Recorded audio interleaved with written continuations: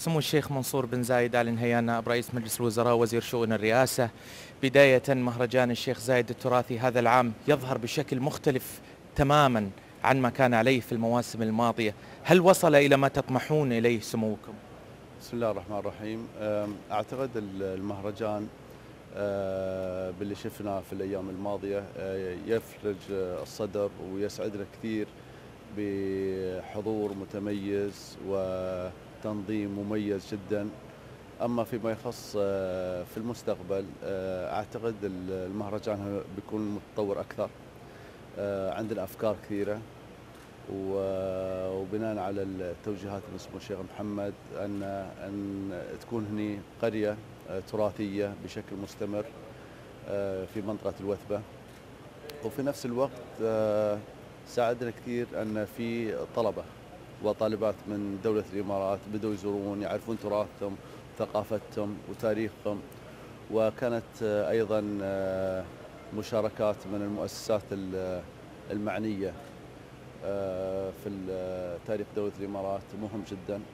فأعتقد أن الموقع مهم، المشاركات اللي صارت عندنا مهمة جدا، وأتمنى إن شاء الله في السنوات القادمة يكون في أشياء جديدة في القرية هذه اللي بتكون قرية إن شاء الله في السنوات القادمة بتكون دائمة. طويل العمر، جائزة زايد الكبرى إحدى الفعاليات الحاضرة في هذا المهرجان هذا الموسم انطلقت بشكل مريح جدا لملاك الهجن، لربما تلمستموه حتى من خلال حديثكم معهم حول ما يتعلق بالمواد المحظورة والعمل الذي يقوم به اتحاد الإمارات لسباقات الهجن على الحد من انتشار هذه الظاهرة وتفشيها في هذه الرياضة. كيف ترصدون العمل المنوط باتحاد الهجن في هذا الشأن، وكيف ترون مستقبل التعامل معه؟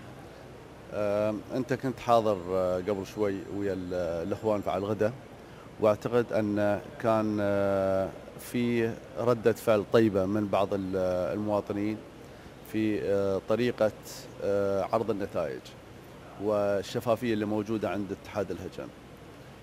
ولكن أنا أعتقد في تنسيق بيصير بين اتحاد الهجن ووزارة الصحة لعمل تنظيم أكثر في بعض المؤسسات اللي تبيع بعض الأدوية بشكل غير قانوني.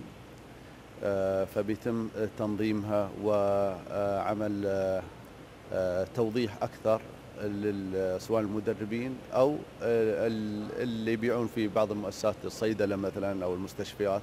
فبالتالي في بعض الأفكار، ولكن عموما أنا أطمن الملاك والمدربين والمهتمين في الهجن أن هاي الرياضة لها دعم كبير من سيدي صاحب سمو الشيخ خليفة الله يحفظه، وسمو الشيخ محمد بن زايد بتطويرها وحمايتها وتحسين الأداء وخدمة المجتمع والهواة كلهم إن شاء الله.